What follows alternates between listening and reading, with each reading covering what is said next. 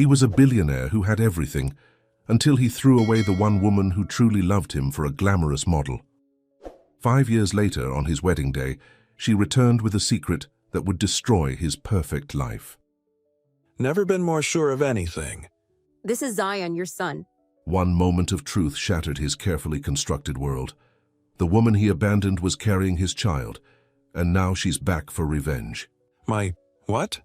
I found out the week you left me. Suddenly, the man who chose wealth and status over love faced an impossible choice. Will Elliot fight for the family he never knew he had? And can Simone ever forgive the man who shattered her heart? Before we get into the story, comment below where in the world you're watching from today. The Charleston summer air was thick with anticipation as workers scurried around the beachfront estate, arranging white roses and golden tablecloths. Elliot Granger stood at the window of the groom's suite, watching the ocean waves crash against the shore. At 42, he had everything a man could want: a luxury empire worth billions, respect in every boardroom in America, and in just 2 hours, a beautiful young bride. "Are you ready for this?" asked James, his best friend since college and best man for the ceremony. He handed Elliot a glass of whiskey. "Never been more sure of anything," Elliot said, but the words felt hollow, even to his own ears. He adjusted his custom tuxedo and thought about how far he'd come. From a small apartment in Atlanta to this, a wedding that would be featured in every fashion magazine across the globe. Valentina, his Brazilian fiancée, had made sure of that. At 28, she knew exactly how to leverage their relationship for maximum exposure. "Your mother called again," James said, checking his phone. "She's still upset you didn't invite your cousins from Detroit." Elliot shrugged. Valentina wanted to keep the guest list exclusive. You know how it is. What he didn't say was that his mother had never fully warmed to Valentina. "There's something missing in her eyes when she looks at you," she had told him during their last dinner together. He had dismissed it as old-fashioned thinking. A knock at the door interrupted his thoughts. It was his assistant, Meredith. "Mr. Granger, the photographer wants to get some pre-ceremony shots, and Ms. Rivera's publicist called again about the exclusive rights to the wedding photos." "Tell them I'll be down in 5 minutes," Elliot said. When Meredith left, James gave him a long look. "You know, it's not too late to back out if you're having second thoughts." "What are you talking about? Everything's perfect." James set his glass down. "Is it? Because you haven't smiled once today. Not a real smile, anyway." Elliot turned back to the window. 5 years ago, he might have confided in James about the dreams that had been haunting him lately, dreams of a different life with a different woman, a woman whose voice was soft like rain and whose smile had once been his whole world, Simone Carter. But he never mentioned her name anymore. What was the point? She had disappeared from his life when he left her for Valentina. It had been a clean break. Painful, but necessary, he had convinced himself.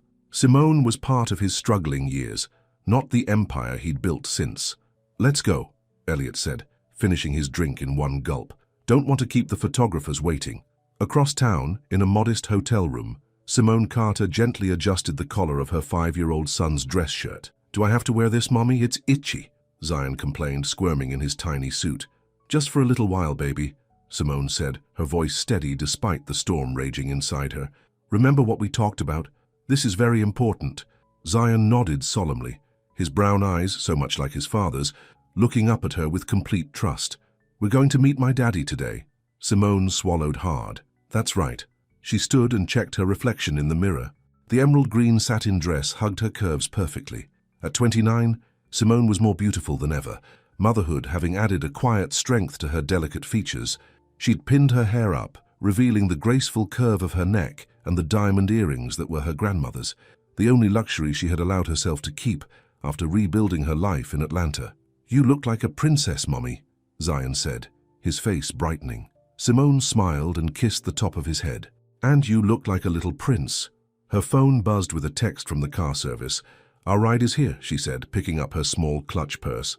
Inside was the invitation to Elliot's wedding, sent anonymously to her office at the community college where she taught literature. She never discovered who sent it, but it had arrived with a note. He should know. For 5 years, she had protected her son from the truth. For 5 years, she had worked 2 jobs, finished her master's degree, and created a stable life for Zion, never once reaching out to Elliot for help. Her pride wouldn't allow it, especially after how things had ended. The memory still burned. Elliot returning from his first major campaign in Milan, distant and changed. The late-night call a week later. "I've met someone, Simone. I'm sorry, but this isn't working anymore." Just like that, 5 years erased. What he didn't know was that she had been sitting on their bed when he called, staring at a positive pregnancy test. "Are you ready?" she asked Zion, holding out her hand. He nodded, slipping his small hand into hers. "Will my daddy be happy to see me?" The question pierced her heart.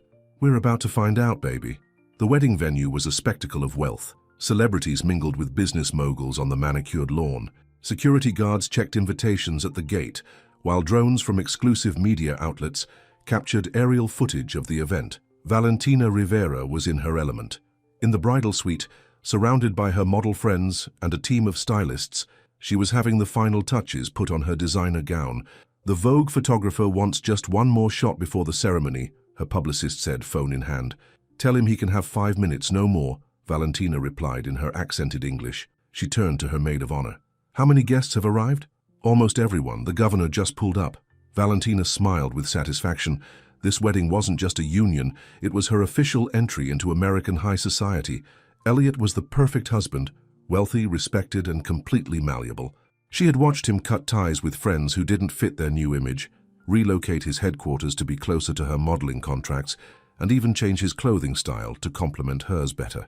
5 minutes until we start," her wedding planner announced. The ceremony area was set up on the beach with white chairs arranged in neat rows facing an elaborate floral arch. The string quartet played softly as guests found their seats. Elliot stood at the altar, James beside him. He scanned the crowd, business associates, celebrities, politicians, people who could further his brand. He suddenly realized there were barely any guests he could call true friends. The music changed, signaling the start of the procession. Valentina's bridesmaids began their walk down the aisle. That's when he heard it, the distinctive roar of a Ferrari engine. His head turned along with everyone else's. A red Ferrari convertible pulled up to the venue entrance. Security guards moved forward but hesitated, unsure how to handle this unexpected arrival. The car door opened and a woman stepped out. The sun caught the emerald green of her dress, making it shimmer like water. Elliot's heart stopped. Simone. She walked around to the passenger side and opened the door. A small boy climbed out, holding her hand. Even from a distance, Elliot could see the child's face, a perfect miniature version of his own. The music faltered as whispers spread through the crowd. Valentina's mother rushed to the bridal suite to delay her daughter's entrance. Simone walked calmly toward the ceremony, her head held high. Zion trotted beside her, wide-eyed at the elaborate decorations. Elliot couldn't move. His feet felt cemented to the ground as Simone approached the altar. Guests were openly staring now, phones discreetly recording the unexpected drama. She stopped a few feet away from him. 5 years of silence hung between them. "Hello, Elliot," she said, her voice just as he remembered, soft but strong. "Simone." Her name came out as a whisper. "What are you doing here?" She looked down at the boy, who was studying Elliot with curious eyes. "This is Zion," she said, "your son." The world around Elliot blurred. James gripped his arm to steady him. "My... what?" "He's yours," Simone said simply. "I found out the week you left me." Zion stepped forward, a small hand extended just as Simone had taught him. "Hello," he said. "Are you my daddy?" Before Elliot could respond, commotion erupted from the main house. Valentina had been told what was happening and was storming toward the beach. Her wedding dress gathered in her fists, her face contorted with rage. "What is this?" she shouted. "Who is this woman?" Elliot's mind raced. His carefully constructed world was collapsing around him. He looked from Valentina to Simone, then down at the boy, his son, who was now shrinking back against his mother's side. "I'm sorry," Simone said, addressing Valentina. "I didn't come here to cause a scene, but he deserved to know." She turned back to Elliot. "We're staying at the Harbor View Hotel, room 512. When you're ready to talk, we'll be there until Sunday." She took Zion's hand and turned to leave. The crowd parted for them like the Red Sea. "Wait," Elliot called out, finally finding his voice. "Simone, wait!" But she kept walking, her back straight, her pace unhurried. Valentina grabbed his arm. "Who is she? And that child? Is it true?" The guests were openly filming now, the moment too juicy to miss. Elliot's brand manager was already on his phone, no doubt trying to get ahead of the crisis. "Answer me," Valentina demanded. Elliot looked at her, then at Simone's retreating figure. The boy, Zion, looked back over his shoulder, his eyes meeting Elliot's one more time before they reached the car. "I don't know," Elliot said finally, "but I need to find out." He pulled away from Valentina and started running toward the parking lot. Behind him, the wedding descended into chaos. Simone helped Zion into the back seat of the Ferrari, securing his seatbelt. Her hands were shaking, but she had done what she came to do. "Did my daddy not like me?" Zion asked, his lower lip trembling. "Oh, baby, no," Simone said, turning to cup his face. He was just surprised. Grown-ups need time to process big news. She heard footsteps on the gravel and turned to see Elliot running toward them. He stopped a few feet from the car, out of breath. "Why now?" he asked. "After 5 years, why come here today of all days?" Simone got into the driver's seat. "Because you were about to make a promise of forever to someone else. Zion deserved better than to find out about you years from now, when it was too late for you to be his father." "You should have told me," Elliot said, his voice breaking. "Would it have made a difference?" Simone asked. "Would you have chosen us over your new life, your Brazilian model, your luxury brand?" Elliot had no answer. "That's what I thought," Simone said. She started the engine. "You have 1 week, Elliot. 1 week to decide if you want to be part of Zion's life. And if you do, to figure out how to be a man worth knowing." "Simone, please." 1 week, she repeated. "Ball's in your court now." The Ferrari pulled away, leaving Elliot standing alone in the parking lot. Behind him, guests were leaving the failed wedding, phones already spreading the news across social media. His perfect image was shattered, his carefully planned future was up in smoke, and all he could think about was the boy's eyes, his eyes, looking back at him with hope and curiosity. If he went after Simone now, would she ever forgive him? More importantly, could he forgive himself for what he'd thrown away 5 years ago? In the car, Zion asked, "Are we coming back tomorrow, Mummy?" Simone gripped the steering wheel tighter. "I don't know, baby. It's up to your daddy now." As they drove away from the chaos, Simone felt something she hadn't felt in 5 years, a tiny flicker of hope, dangerous and unwelcome, but there all the same. Back at the estate, Valentina had locked herself in the bridal suite, her publicist already spinning the story. James found Elliot sitting alone on the steps of the beach house. "I always wondered why she disappeared so completely," James said, sitting beside him. "Now we know." "I have a son," Elliot said, the words strange on his tongue. "What are you going to do?" Elliot looked out at the ocean, the sun beginning its descent, painting the water gold and red. "I don't know. But I can't just let them walk away again." James nodded. For what it's worth, that woman had more dignity walking into her ex's wedding than most people have in their entire lives. "She always did," Elliot said softly. "That's what I loved about her." The word hung in the air, loved past tense. Loved. But was it? As the day ended and the wedding guests departed, one question burned in Elliot's mind. Had he spent 5 years building an empire, only to realize he'd lost the only things that truly mattered? The morning after the wedding disaster, Elliot sat in his penthouse office staring at his phone. News of yesterday's events was everywhere. "Granger wedding chaos. Billionaire's secret love child revealed," screamed the headlines. His PR team had been calling non-stop, but he'd ignored them all. "You need to make a statement," James said, setting a cup of coffee in front of him. He had stayed the night, worried about his friend's state of mind. "The press is camped outside your building." Elliot rubbed his temples. "What am I supposed to say, that I abandoned a woman who was carrying my child, that I didn't know I had a son for 5 years?" "The truth would be a start," James said simply. Elliot picked up his phone and pulled up a photo he'd found online. Someone had snapped a picture of Simone and Zion leaving the wedding venue. The boy was looking back at the camera, his eyes, Elliot's eyes, wide with confusion. "I need to see them," Elliot decided. "What about Valentina?" Elliot winced. After Simone left, Valentina had thrown the biggest tantrum he'd ever witnessed. She'd called him every name in the book, thrown a priceless vase at his head, and threatened to destroy his reputation. "She's at her friend's place. Her publicist says she's been offered a tell-all interview with Vanity Fair." He shook his head. 5 years ago, when I met her in Milan, I thought I was trading up. Simone was comfortable, dependable. Valentina was exciting, new. I convinced myself I deserved something more glamorous. James frowned. "Simone was the best thing that ever happened to you. We all tried to tell you." "I know that now," Elliot said quietly. He stood up and grabbed his keys. "I'm going to the Harbor View Hotel. Call my lawyer and tell him to draw up child support papers. Whatever the maximum amount is, double it. I've got 5 years to make up for." "Elliot," James cautioned, "don't throw money at this problem. That's not what Simone came for." but Elliot was already heading for the door. "I'll call you later." At the Harbor View Hotel, Simone sat on the balcony of their room, watching Zion play with his toys. She had turned off her phone after it wouldn't stop ringing. Journalists, old friends, even her boss at the community college. "When is Daddy coming to see us?" Zion asked for the third time that morning. "I don't know, sweetie," Simone answered honestly. "He has a lot to think about." The truth was, she wasn't sure Elliot would come at all.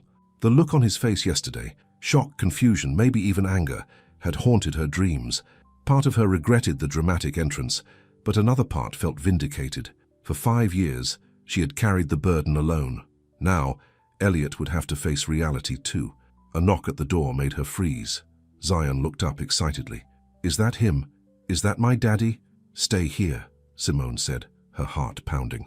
She checked through the peephole and her breath caught. Elliot stood in the hallway, a large gift bag in one hand. He changed from yesterday's tuxedo to jeans and a simple button-down shirt. He looked more like the Elliot she had fallen in love with than the polished businessman he'd become. She opened the door slowly. "That was fast." "I couldn't wait," Elliot said. His eyes moved past her, searching the room. "Is he here?" Before Simone could answer, Zion appeared beside her, clutching his favorite action figure. "Are you my daddy?" he asked again, his voice small but clear. Elliot knelt down to the boy's level, his hands shaking slightly. "Yes," he said. "I think I am." Zion studied him carefully. "You look like me." "No," Elliot said with a gentle smile. "You look like me." He held out the gift bag. "I brought you something. I didn't know what you liked, so—" Zion looked to his mother for permission. When Simone nodded, he took the bag and peered inside. His face lit up as he pulled out a stuffed lion. "Cool, Mom, look!" "Why don't you go play with your new toy while I talk to Elliot?" Simone suggested. When Zion had retreated to the other side of the room, Simone stepped into the hallway, leaving the door cracked open. "This isn't a quick fix, Elliot. You can't just show up with a toy and expect everything to be okay." "I know," he said, "but I had to see him. To see you." He ran a hand through his hair. "Why didn't you tell me, Simone, all these years?" "I found out the week you left," she said, crossing her arms. "You called me from Milan to break up, remember? You said you'd met someone special and that we had grown apart. The next day, I saw pictures of you and Valentina splashed across Instagram." Elliot winced at the memory. "I was an idiot." "Yes, you were," Simone agreed. "And by the time I realized I was pregnant, you were already living with her. Your number was changed. Your assistant wouldn't put my calls through." She shook her head. "I got the message loud and clear. Your new life didn't have room for me, so I decided it wouldn't have room for my baby either." "Our baby," Elliot corrected softly. "He's our son, Simone. Now you want to claim him." Her voice cracked slightly. "After 5 years of birthday parties and nightmares and doctor visits that you missed?" "I want a chance," Elliot said. "Please, just give me a chance to know him." Simone looked back through the door at Zion, who was making his new lion toy dance with his action figure. "He's been asking about you his whole life. I've always told him his daddy was a busy man who lived far away." "What's he like?" Elliot asked, his eyes hungry for information. Despite herself, Simone smiled. "He's smart, stubborn. He loves dinosaurs and space. He can already read at a second-grade level." Her expression grew serious. "He's the best thing I've ever done, Elliot. And I won't let anyone hurt him, not even his father." "I understand," Elliot said. "Can I take you both to lunch, just to talk, to figure out where we go from here?" Simone hesitated, then nodded. "Give us 30 minutes to get ready." Across town, Valentina paced the luxury apartment of her friend Sophia, another Brazilian model. Her publicist and lawyer sat on the couch, watching her nervously. "This is a nightmare," Valentina fumed in Portuguese. "A complete disaster." "We can spin this," her publicist assured her. "People love a comeback story. The jilted bride who rises above the scandal." "I don't want a comeback story," Valentina snapped. "I want what I was promised, the Granger name, the access to his business connections. Do you know how hard I've worked for this?" Sophia handed her a glass of champagne. "What about the child? Is it really his?" "Of course it is," Valentina said bitterly. "Did you see the boy's face? It's like someone copied and pasted Elliot's eyes onto him." She downed the champagne in one gulp. "That woman planned this. She waited until the perfect moment to ruin everything. The public is already taking her side," her publicist said, scrolling through his phone. "The abandoned mother narrative is powerful. People are calling her brave." "Brave?" Valentina scoffed. "She's a gold digger who hid a child for 5 years." Her lawyer cleared his throat. "Speaking of gold, We should discuss your options. The prenup was never signed, but you might have a case for emotional distress, loss of earnings. I don't care about money, Valentina interrupted. I care about what was taken from me. She picked up her phone. Get me Alexander Granger's number. Elliot's brother, Sophia asked, surprised. Why? Valentina's eyes narrowed. Because if anyone hates this situation more than me, it's him, and I think we can help each other. In a quiet corner of a beachfront restaurant, Elliot watched in amazement as Zion carefully explained the plot of his favorite cartoon. The boy's expressions, his hand gestures, they were so familiar it made Elliot's chest ache. And then, the blue robot has to save everyone, Zion concluded seriously. That sounds like an important job, Elliot replied, equally serious. Simone observed them from across the table, her feelings a jumble of hope and caution. Elliot seemed genuinely interested in Zion, asking questions and listening intently to the answers, but she'd been hurt before. She couldn't let her guard down so easily. Can I go look at the fish tank? Zion asked, pointing to the large aquarium near the entrance. Stay where I can see you, Simone instructed. When Zion was out of earshot, Elliot leaned forward. He's incredible, Simone. You've done an amazing job with him. I didn't have a choice, she said. We only had each other. I want to help now, Elliot said. Financially, at least. I've already called my lawyer. I don't want your money, Simone cut him off. I've managed just fine without it. But you shouldn't have had to, Elliot insisted. Let me do this, please. Simone studied his face. Why, Elliot, is it guilt? A PR move to make yourself look better after yesterday's disaster? Because he's my son, Elliot said firmly. And because... He hesitated. Because what? Because I've never stopped thinking about you, he admitted quietly. Even with Valentina, even with everything I built, there was always something missing. Simone felt her resolve wavering, but years of self-protection made her pull back. Don't try to turn this into something it's not. This is about Zion, not us. Is it? Elliot challenged. Then why come to my wedding? Why not just call or send a letter? Before Simone could answer, her phone buzzed with a text from an unknown number. She glanced at it and froze. What is it? Elliot asked, noticing her expression. Wordlessly, she handed him the phone. The message was simple. Stay away from Elliot or everyone will know your dirty secret. We have proof. What secret? Elliot demanded. Who sent this? I don't know, Simone said, taking the phone back. But I have a pretty good guess. Alexander Granger sat in his corner office at Granger Enterprises, a glass of scotch in his hand, despite the early hour. On his computer screen were the latest stock reports. The company had taken a 5-point hit after yesterday's scandal. His intercom buzzed. Sir, Ms. Rivera is here to see you. Send her in, Alexander said, closing the stock report. Valentina entered, looking immaculate despite the circumstances. Her designer sunglasses couldn't quite hide the redness around her eyes. Thank you for seeing me, she said, taking a seat across from him. How could I refuse? Yesterday we were almost family. Alexander's smile didn't reach his eyes. Though I must say, I'm surprised you wanted to meet. We have a common problem, Valentina said bluntly. This woman and her child are threatening everything we've worked for. Simone Carter, Alexander said, turning his computer screen to show a background check report. Community college teacher, single mother, no criminal record. Apparently led a very quiet life until yesterday. Too quiet, Valentina said. Everyone has skeletons, we just need to find hers. Alexander studied her with new interest.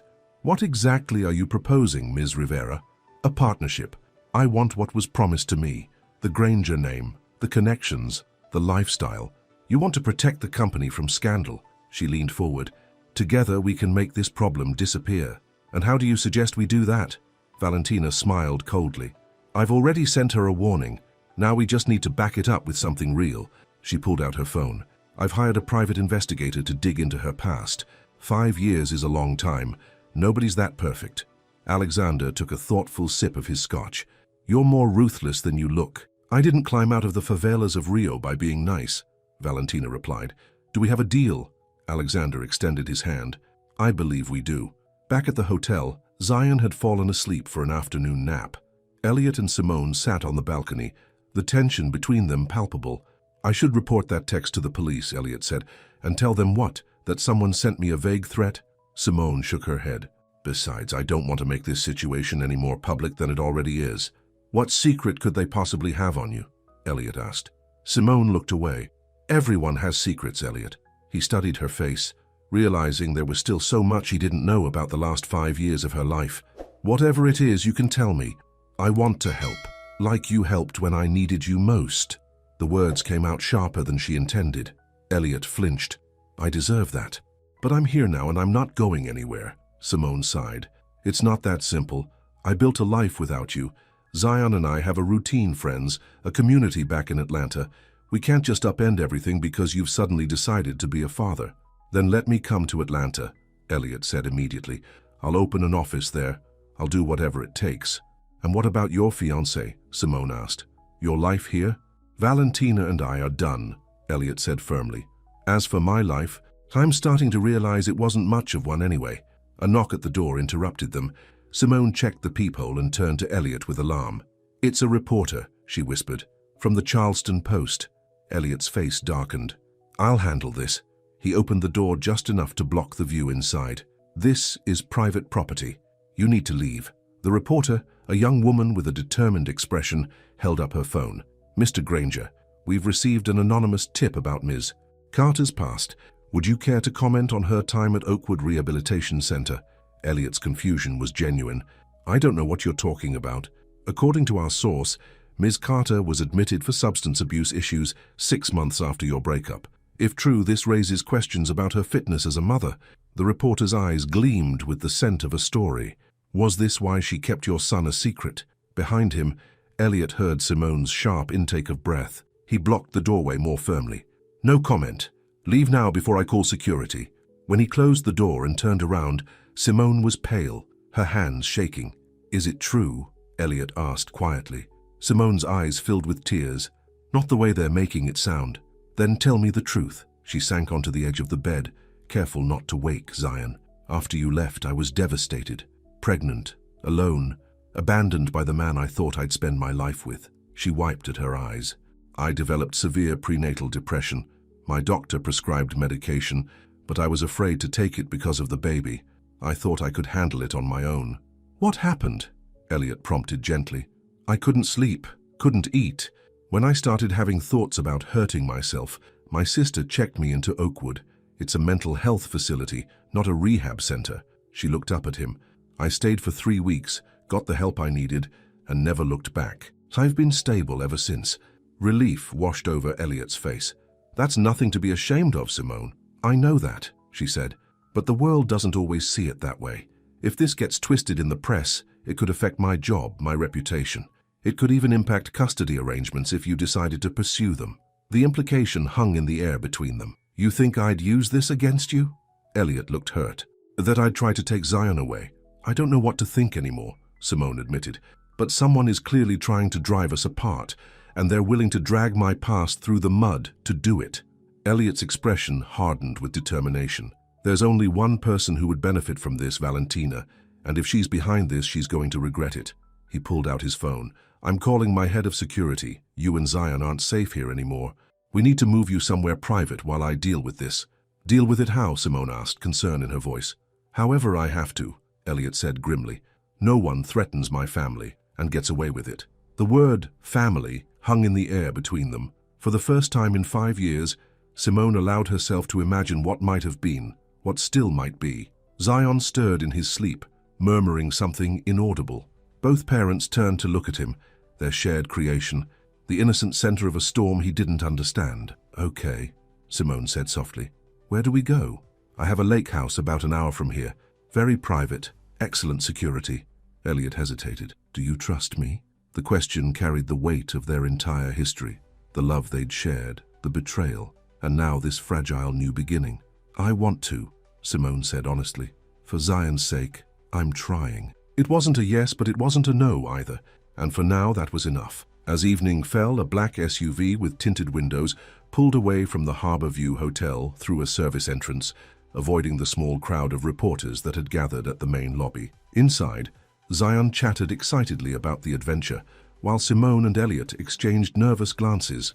Neither noticed the dark sedan that pulled out after them, keeping a careful distance as they headed toward the lake. In the back of that sedan, a man raised his phone to his ear. They're on the move, he reported, heading north on Highway 17.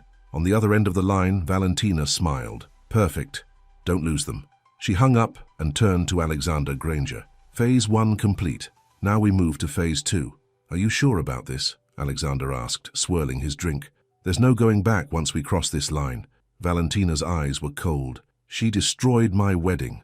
Now I'll destroy her life. What neither of them knew was that James, Elliot's best friend, was sitting at the bar across the restaurant, close enough to hear every word. He slipped out his phone and typed a quick message to Elliot. You were right. It's V and your brother. They're coming after you. Watch your back. As the SUV carrying Elliot, Simone, and Zion sped toward what they hoped was safety, the pieces of a dangerous game were falling into place. And somewhere in the gathering darkness, a storm was brewing, one that would force them all to choose between love and revenge, truth and deception, the past they couldn't change, and the future they desperately wanted. The lake house sat on 20 acres of private woodland, the large picture windows reflecting the moonlight that danced across the water. Elliot carried a sleeping Zion from the car, while Simone followed with their overnight bags.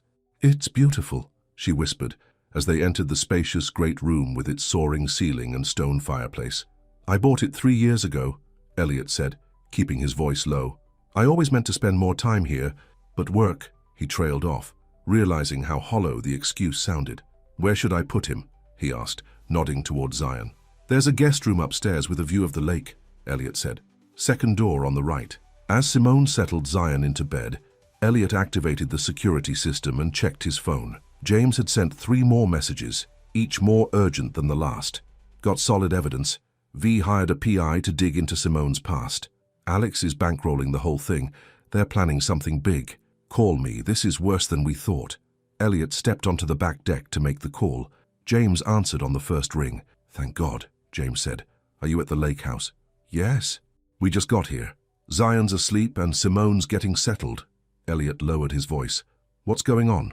I followed Alex to a meeting with Valentina. They're working together, and it's not just about digging up dirt on Simone. James paused. Elliot, they're planning to file for emergency custody of Zion. Elliot felt like he'd been punched. What? On what grounds? They're going to claim Simone is mentally unstable based on her stay at Oakwood. They've already paid off a doctor to testify that her condition makes her an unfit mother. That's insane, Elliot growled. No court would grant them custody. They don't need to win, James explained. They just need to create enough doubt to force a prolonged legal battle. The publicity alone would be devastating for all of you, especially Zion. Elliot gripped the railing, his knuckles white. And my brother? What's his angle? From what I overheard, he's worried about company shares. If Zion is recognized as your legal heir, it complicates his position. Right now he's your primary successor. The pieces fell into place. Alexander had always been jealous of Elliot's success, always looking for ways to undermine him. This was just his latest and most despicable attempt. There's more, James continued. I think you were followed to the lake house. I spotted one of Alex's security guys tailing your SUV. Elliot scanned the darkness beyond the deck. The property was secure, but the knowledge that they'd been tracked unsettled him. Thanks for the warning, he said. Keep an eye on them. Let me know if anything changes. As he ended the call, he heard the sliding door open behind him. Simone stepped onto the deck, wrapped in a cardigan against the night chill. Zion's out like a light, she said. He didn't even wake up when I changed him into his pajamas. She noticed his expression. What's wrong? Elliot hesitated, not wanting to frighten her, but after everything they'd been through, she deserved the truth. That was James, he said. Valentina and my brother are planning to file for emergency custody of Zion. Simone gasped, her hand flying to her mouth. They can't do that. They have no rights to him. They're going to use your time at Oakwood against you, Elliot explained gently. And Alex has connections in the family court system. Simone's legs went weak and she sank into one of the deck chairs. This is my worst nightmare. All these years I've protected him. And now, Elliot knelt beside her, taking her cold hands in his. Listen to me. I won't let them take him. I swear it. How can you stop them? Tears spilled down her cheeks. They have money, power, connections. So do I, Elliot said firmly. And unlike them, I have the truth on my side. He squeezed her hands. We'll fight this together. Simone looked at him, really looked at him, for the first time since she'd arrived at his wedding. The man before her wasn't the callous businessman who had abandoned her 5 years ago. There was something different in his eyes. Determination, yes, but also something deeper. Something that reminded her of the Elliot she had once loved. Why are you doing this? she asked softly. You barely know Zion. He's my son, Elliot said simply. And you, he hesitated. You were the best part of my life, Simone. I was too blind to see it then, but I see it now. The confession hung in the air between them. Simone pulled her hands away, not ready to face what his words might mean. We should get some rest, she said, standing up. Tomorrow will be a long day. Elliot nodded, respecting her boundaries. I'll take the couch. You can have the master bedroom. As they went back inside, neither noticed the small red dot of a laser sight that briefly appeared on the deck where they had been sitting, or the figure that melted back into the trees. Morning brought a sense of false security. Sunlight streamed through the windows, and the lake sparkled like diamonds. Zion woke up full of energy, excited to explore his new surroundings. Can we go fishing? He asked Elliot over breakfast. Mum says you have to teach me because she doesn't know how. Elliot grinned, delighted by the boy's enthusiasm. I'd love to teach you. There's a boathouse down by the dock with all the gear we need. Simone watched them from the kitchen, her heart a jumble of emotions. Seeing Elliot with Zion, so natural, so engaged, made her wonder what might have been if things had been different. If Elliot hadn't left, if she had told him about the pregnancy. But the shadow of Valentina and Alexander's threat loomed over everything. While Zion was distracted with a cartoon, Simone pulled Elliot aside. What's our next move? She asked quietly. We can't hide out here forever. I've already set things in motion, Elliot assured her. My lawyer is preparing a counter-offensive, and I've called in a few favors with the media, people who owe me more than they owe Valentina or my brother. What about Zion? How do we protect him from all this? Elliot looked over at their son, who was laughing at something on the TV. We keep him in the dark as much as possible. Let him enjoy this time. For him, it's just a fun trip with his mom and the dad he's just met. Simone nodded, but worry still creased her brow. I should call my sister. Let her know what's happening. Use my satellite phone, Elliot suggested. It's more secure than cell service out here. While Simone made her call, Elliot took Zion down to the lake. They sat on the end of the dock, their fishing lines trailing in the water. Did you know my mom when I was a baby? Zion asked, his legs swinging above the water. Elliot's chest tightened. No, buddy, I didn't. Why not? The innocent question cut deeper than any accusation. Elliot searched for words a 5-year-old could understand. Sometimes grown-ups make mistakes, he said finally. I made a very big mistake by not being there, but I'm here now, and I want to be part of your life, if that's okay with you. Zion considered this seriously, then nodded. Mom says everybody deserves a second chance. Your mom is a very wise woman, Elliot said, his throat tight with emotion. She cries sometimes, Zion confided, when she thinks I'm asleep. She says she's fine, but I know she's sad. Elliot's heart ached at the thought of Simone suffering alone all these years. I'm going to try to make sure she doesn't have to be sad anymore, he promised. Zion's face lit up. You can make her happy again, like in her stories. Her stories? Mom writes stories, Zion explained, about princesses and knights and happy endings. She reads them to me at bedtime. Elliot filed this information away, another piece of the Simone he had yet to rediscover. Their fishing poles forgotten, father and son talked about everything and nothing. Zion's school, his friends, his favorite superheroes. With each word, the bond between them grew stronger.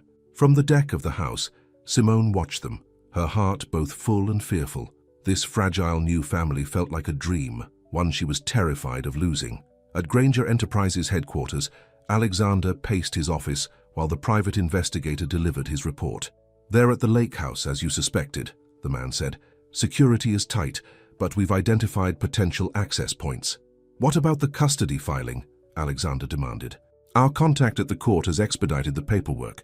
It should be ready by tomorrow morning. Alexander nodded with satisfaction. And the press? We've leaked the story to 3 major outlets. It should break online by this afternoon. Perfect. Alexander dismissed the PI with a wave. Once alone, he called Valentina. Everything's on schedule, he informed her. By this time tomorrow, Elliot's perfect little family will be torn apart. And the boy? Valentina asked. Once we have temporary custody, we'll use him as leverage. Elliot will give us whatever we want to get him back. What if Elliot fights it? Alexander laughed coldly. Let him try.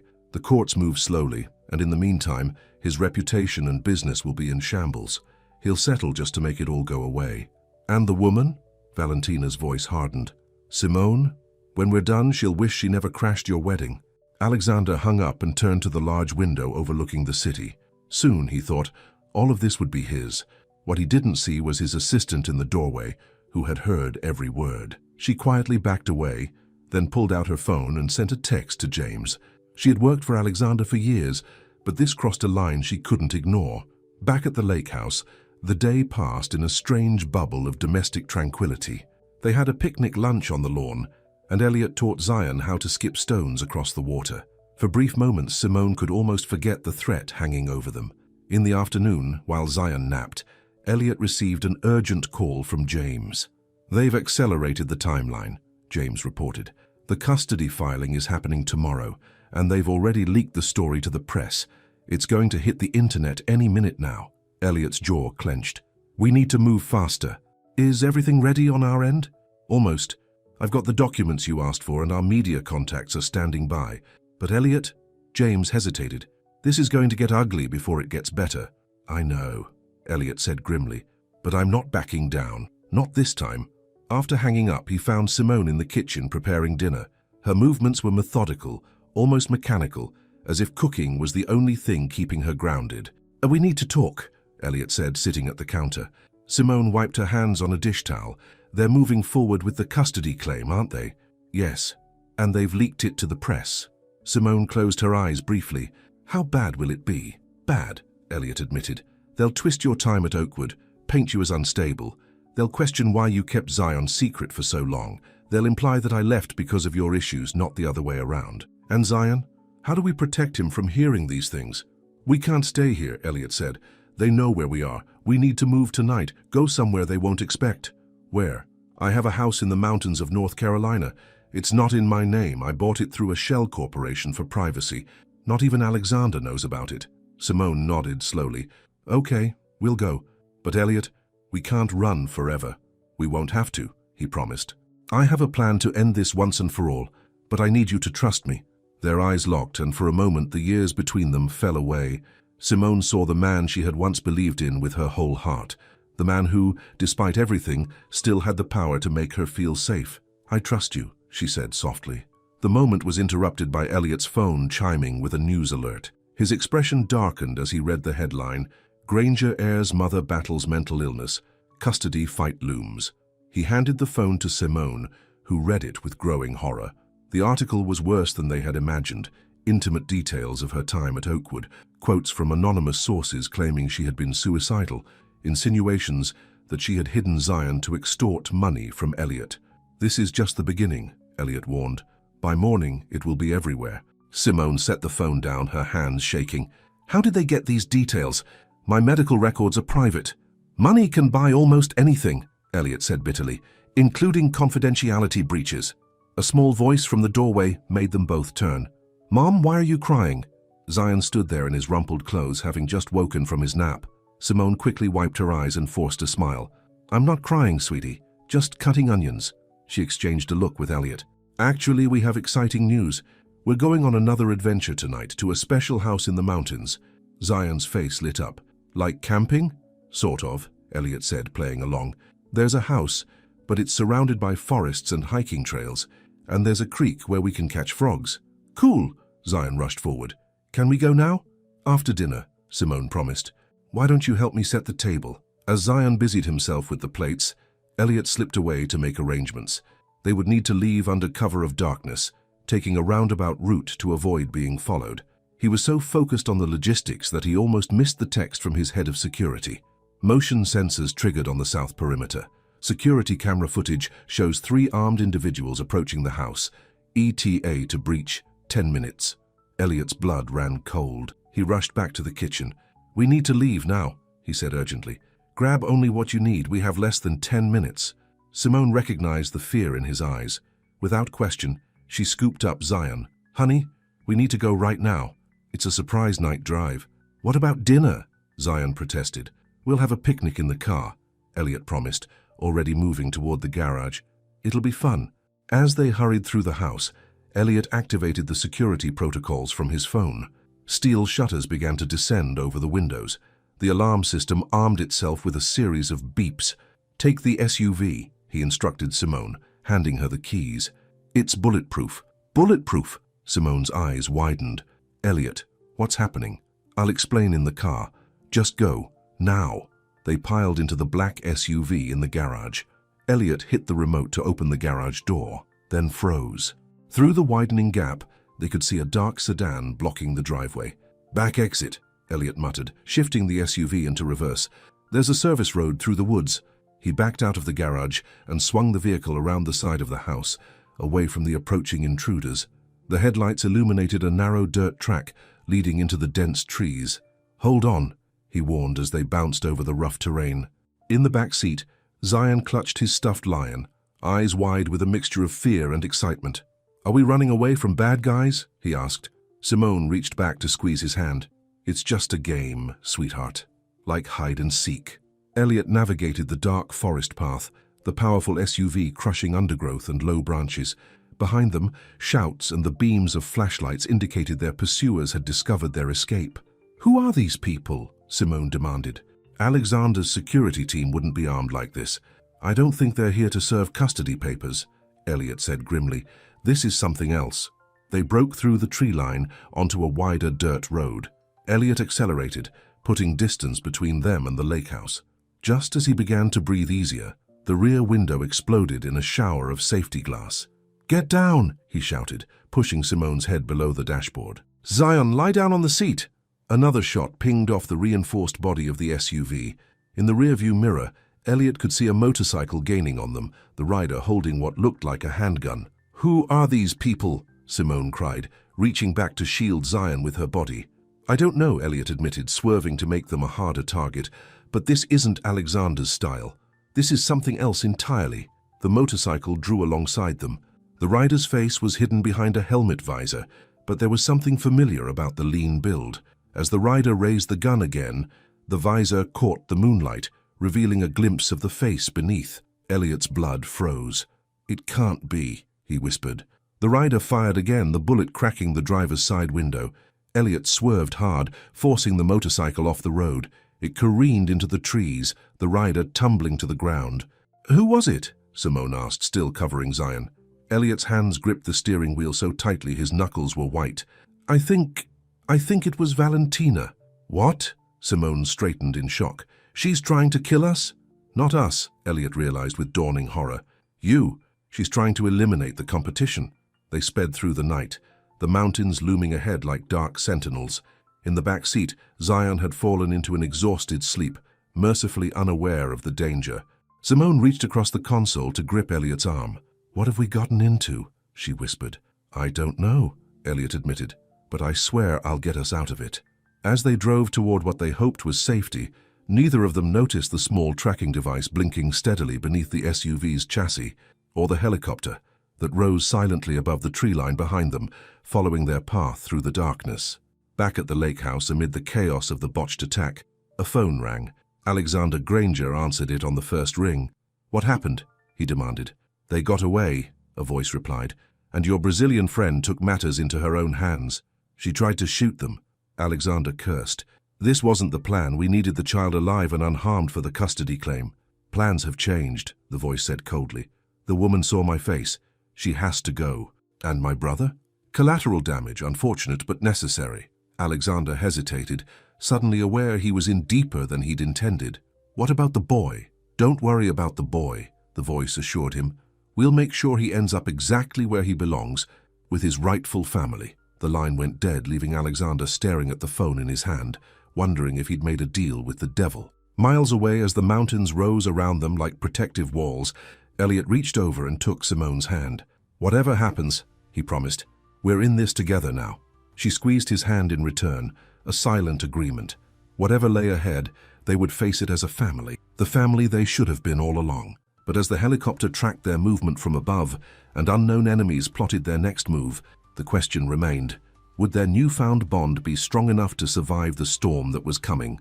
Dawn broke over the mountains as Elliot guided the SUV up a winding private road. Zion had finally fallen into a deep sleep in the back seat, while Simone stared out the window, dark circles under her eyes, testament to their sleepless night. "We're almost there," Elliot said quietly, reaching over to squeeze her hand. The mountain house appeared around the next bend, a modern structure of glass and stone that seemed to grow out of the mountainside itself. Unlike the lake house, this property was designed for complete security, with reinforced walls and bulletproof windows. It's beautiful, Simone murmured as they pulled into the garage. How long have you had this place? 2 years. I bought it when the pressure of the business was getting to me. Thought it might be a retreat. Elliot gave a bitter laugh. I've only stayed here 3 times. They carried the still sleeping Zion inside and tucked him into one of the bedrooms. For a moment they both stood watching him sleep, his small chest rising and falling, blissfully unaware of the danger surrounding them. He looks so peaceful, Elliot whispered. Simone nodded, tears threatening. He's the best thing I've ever done. In the kitchen, Elliot made coffee while Simone called her sister to let her know they were safe. The house's secure satellite phone couldn't be traced, giving them a momentary sense of security. What happens now? Simone asked, cradling her coffee mug. Elliot pulled out his laptop. Now we fight back on our terms. He showed her the files James had sent overnight. Financial records, emails, phone logs, all meticulously documenting Alexander's illegal activities within the company. Embezzlement, insider trading, even blackmail of board members. I've known about his schemes for months, Elliot explained. I was gathering evidence to confront him privately, keep it in the family. But now you'll use it against him, Simone finished. It's the only leverage we have, but Alexander is just part of the problem. Elliot rubbed his tired eyes. What happened last night? That wasn't just about custody or the company. Someone tried to kill us, Simone. Valentina, Simone said, still struggling to believe it. But why would she go that far? A bitter ex-fiancé is one thing, but attempted murder. I don't think she's working alone.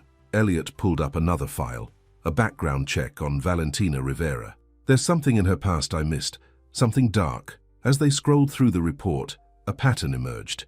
Before becoming a model, Valentina had connections to a notorious Brazilian crime family, the Costas. Her uncle, Rafael Costa, had built an empire in São Paulo through extortion and violence before expanding internationally. She's not just a model, Elliot realized.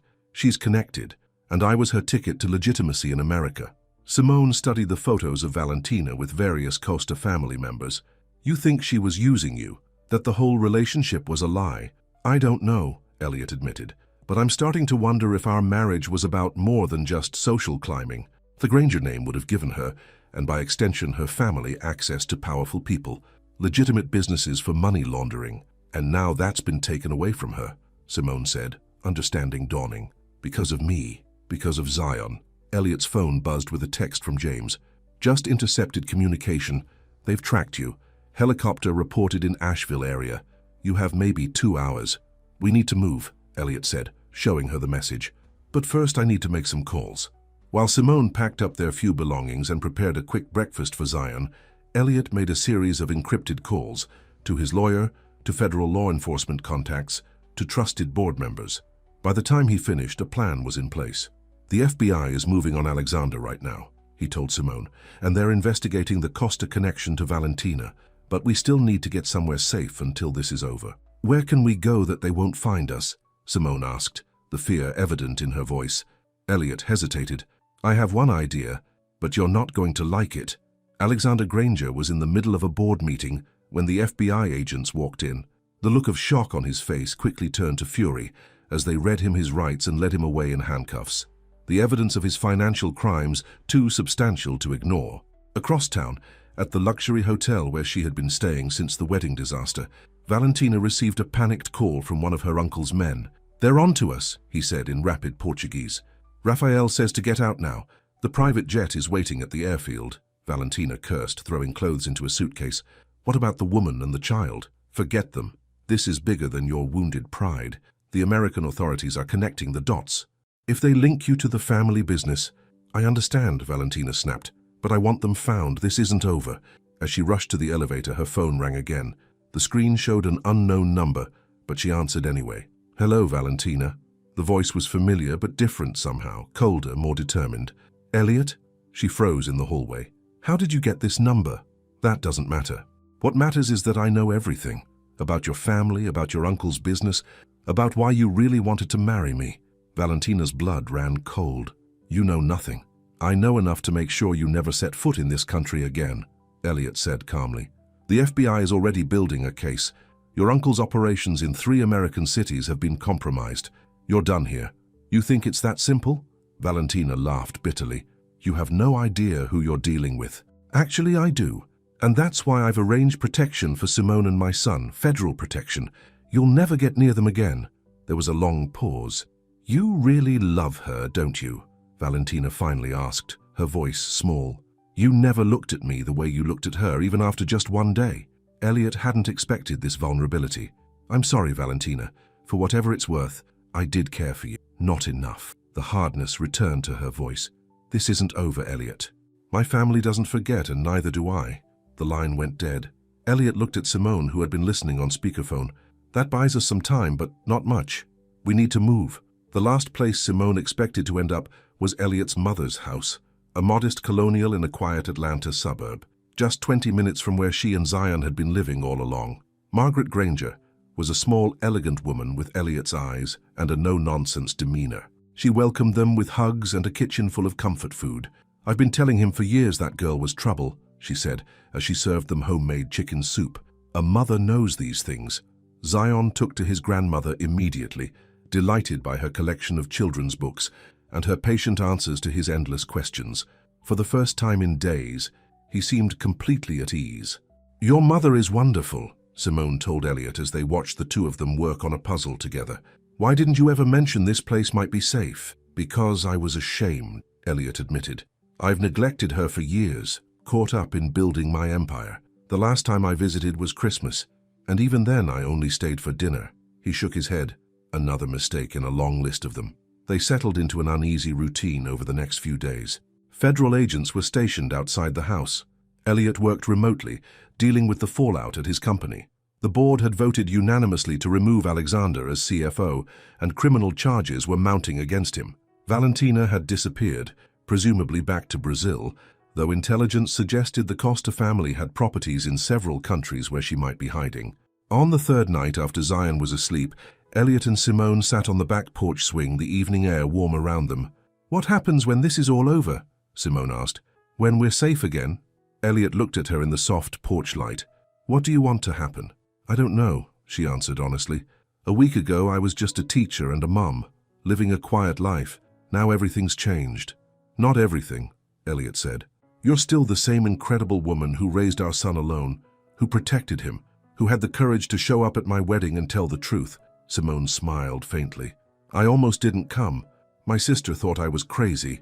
"Why did you?" Elliot asked, the question that had been on his mind since that first moment. Simone was quiet for a long moment. "Because Zion deserved to know his father, and because—" she hesitated. "Because I needed to face the past to move on. I thought seeing you marry her would finally close that chapter." "And did it?" Their eyes met and the years between them seemed to dissolve. "No," she whispered. "It opened something instead." Elliot reached for her hand, and this time she didn't pull away. "Simone, I know I don't deserve a second chance. What I did to you was unforgivable. But if you could find it in your heart—" The sound of breaking glass inside the house cut him off. They both jumped to their feet. "Mom!" Elliot called, rushing inside. The kitchen was empty, the broken remains of a water glass on the floor, but there was no sign of Margaret. "Mom!" he called again, a note of panic in his voice. They searched the downstairs rooms, finding nothing. Simone raced upstairs to check on Zion, Elliot close behind. The door to Zion's room stood open. The bed was empty. "Zion?" Simone's voice rose in terror. "Zion!" A muffled thump came from Margaret's bedroom at the end of the hall. They rushed in to find her on the floor, a nasty bruise forming on her temple. "Mom, what happened? Where's Zion?" Elliot helped her sit up. "A man," Margaret gasped. "He came through the window. I tried to stop him, but he hit me. He took Zion." "Where are the federal agents?" Simone cried, looking out the window. The street was empty, no sign of the protective detail. Elliot's phone rang. Unknown number. "Put it on speaker," Simone demanded. He answered, his hand shaking. "Who is this?" "Hello, Elliot." The voice was male, heavily accented. "I believe I have something that belongs to you." "If you hurt my son," Elliot began. "The boy is fine. For now." The man's voice was calm, almost pleasant. "My niece sends her regards." "Rafael Costa," Elliot realized. "What do you want?" "Simple. An exchange. The boy for my family's freedom. You will use your connections to make the federal investigation disappear. You will publicly retract any allegations against Valentina or the Costa business interests. And if I don't?" There was a pause. "You have a beautiful son, Elliot. It would be a shame if you never saw him again." Simone grabbed the phone. "Please," she begged. "He's just a child. He has nothing to do with this." "Ah, the mother," Raphael said. "Valentina has told me much about you.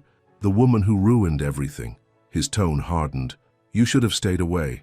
"Tell me what you want," Simone pressed. "Anything. You have 3 hours. Come to the abandoned textile factory outside of town. Come alone. Both of you. No police, no FBI. If we detect any law enforcement, the boy disappears forever." The line went dead. Elliot was already dialing James. "They've taken Zion. I need everything you can find on the old textile factories near Atlanta, and find out what happened to our protective detail." Margaret had recovered enough to join them downstairs. "The agents," she said. "I saw them talking to someone earlier, a delivery man. Then they left their post. They were compromised," Elliot realized. "Costa has people everywhere. We can't trust anyone," Simone said, her face pale but determined. "We have to do this ourselves." "It's a trap," Elliot argued. "They'll kill us all once they have us there." "I don't care," Simone's eyes flashed. "He's my son. I'll walk into hell itself if it means getting him back." Elliot looked at her with newfound admiration. This was the woman he had left behind. Strong, fierce, unwavering in her love. "We'll get him back," he promised. Together. The abandoned textile factory loomed against the night sky, its broken windows like dead eyes staring down at them. Elliot parked the car a quarter-mile away, and they approached on foot, staying in the shadows. "Remember the plan," he whispered to Simone. "No matter what happens, we stick together." She nodded, her face set with determination. In the hours since Zion's abduction, she had moved beyond fear to a cold, focused rage. Nothing would stop her from getting her son back. The main entrance to the factory was padlocked, but a side door stood ajar, spilling weak light onto the gravel. Elliot went first, holding Simone's hand as they entered the cavernous space. Old machinery cast strange shadows in the dim light. Their footsteps echoed on the concrete floor. At the center of the factory floor, a single chair stood beneath a hanging light. Zion sat there, his small body dwarfed by the industrial surroundings. His eyes were red from crying, but he looked unharmed. "Mommy!" he cried when he saw them. "Don't move, baby!" Simone called, fighting the urge to run to him. "Stay right there." From the shadows behind Zion, a man emerged. Tall, silver-haired, impeccably dressed in a tailored suit that seemed incongruous in the dilapidated setting. "Rafael Costa. Right on time," he said pleasantly. "I appreciate punctuality." "Let my son go," Elliot demanded. "He's innocent in all this." "Of course he is," Rafael agreed. "As was my sister's son when your American authorities deported him last year, as was my brother when your DEA shot him in a raid." His pleasant demeanor slipped, revealing the steel beneath. "We are all innocent until the world makes us otherwise." Valentina stepped into the light beside her uncle. Gone was the glamorous model. In her place stood a hard-eyed woman in practical clothes, a gun held loosely at her side. "You should have just married me, Elliot," she said. "We could have been happy, or at least successful." "I was never what you wanted," Elliot replied. "Just a means to an end." "Perhaps," Valentina conceded, "but I would have been faithful, unlike your precious Simone." Simone tensed beside him. "What are you talking about?"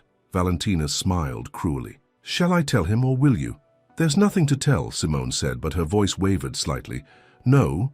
Valentina turned to Elliot. "Did you never wonder why she went to Oakwood? Why she was so depressed after you left? It wasn't just because of you, Elliot. It was because of what she did after." "Stop it," Simone whispered. "She slept with your best friend," Valentina announced triumphantly. "With James, 1 week after you left her. Our private investigator found it all. The text messages, the hotel receipt. They spent the night together while she was carrying your child." Elliot felt like he'd been punched. He turned to Simone, whose face had gone white. "Is it true?" he asked quietly. Simone closed her eyes briefly. "Yes, but it wasn't what she's making it sound like." "Enough," Raphael interrupted. "This domestic drama is touching, but we have business to conclude." He pulled out his phone. "Call your FBI contacts, Elliot. Tell them to drop the investigation now." Elliot forced himself to focus on the present danger, pushing aside the revelation about Simone and James. He took out his phone, dialing the number of the federal agent he'd been working with. "Put it on speaker," Raphael instructed. Elliot complied. When the agent answered, he spoke clearly. "This is Elliot Granger. I need to retract my statement about Valentina Rivera and the Costa family. There's been a misunderstanding." "Are you sure about that, Mr. Granger?" the agent asked. "You sound under duress." Raphael nodded approvingly at Elliot's performance. I'm sure, Elliot continued. In fact, I wanted to apologize for wasting your time. My brother's crimes are his alone. There's no connection to the Costas. And you're making this statement of your own free will. Absolutely, Elliot said, looking straight at Zion. I've never been more certain of anything in my life. I see, the agent said. And would you like to tell me where you are right now? Raphael's eyes narrowed with suspicion. At home, Elliot lied smoothly. With my family, where I belong. One last question, Mr. Granger. Is the abandoned factory secure? Raphael lunged for the phone, but it was too late.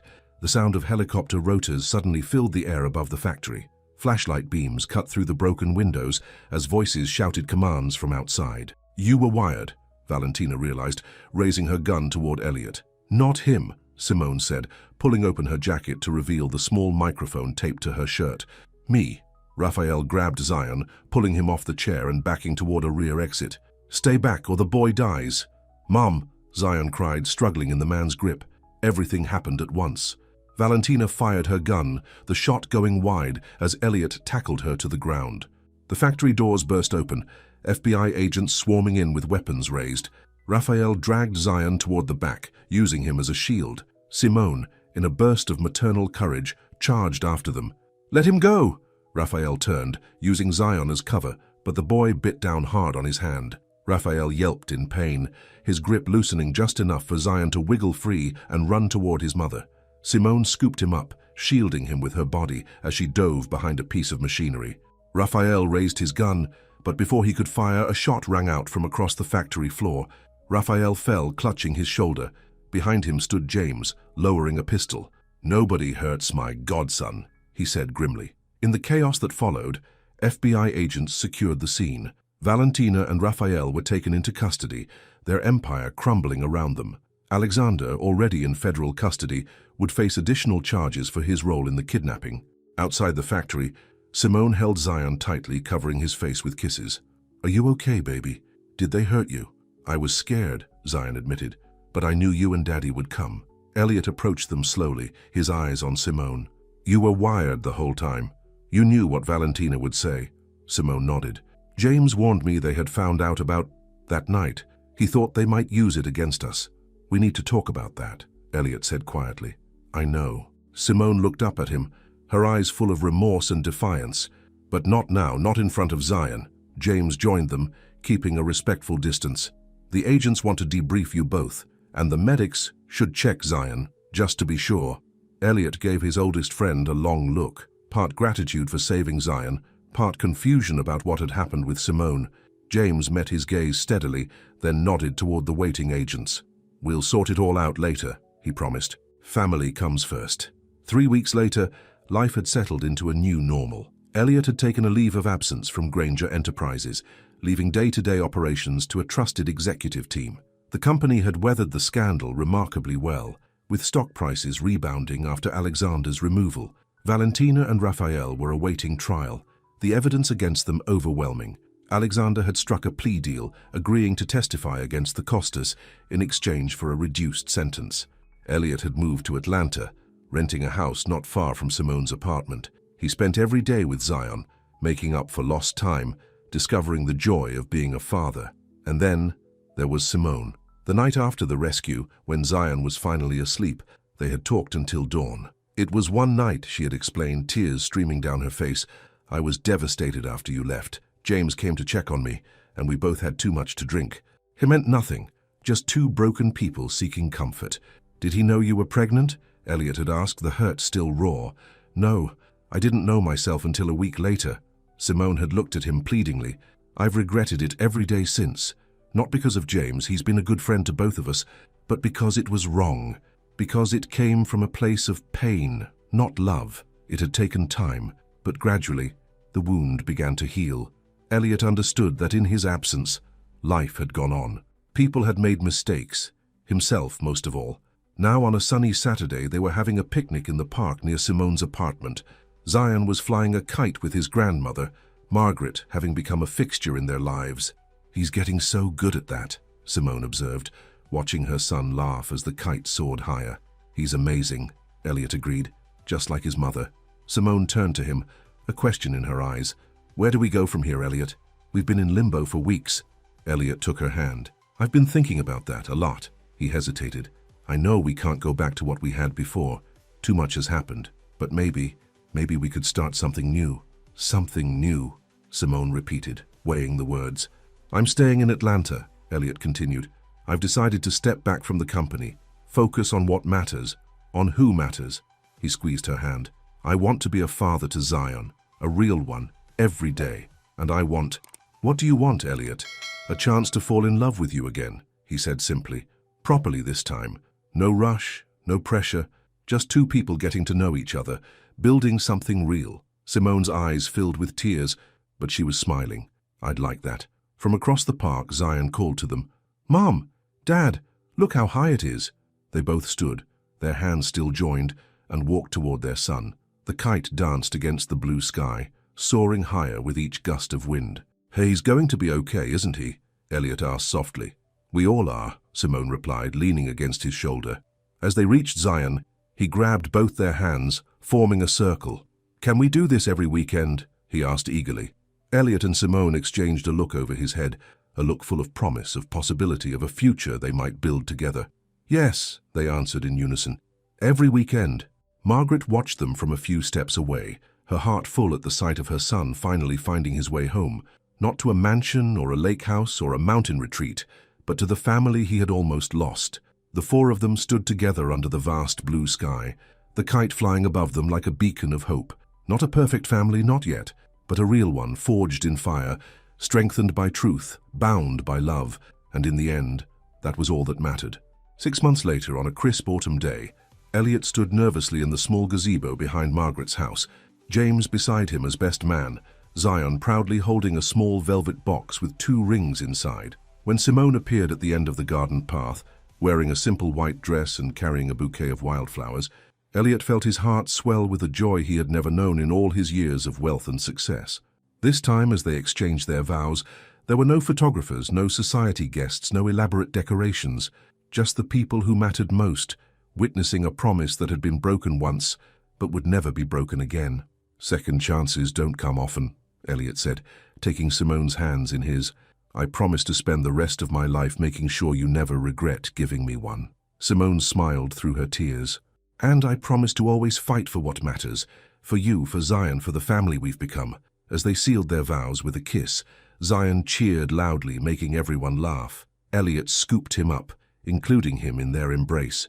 We did it, buddy, he whispered to his son. We're officially a family now.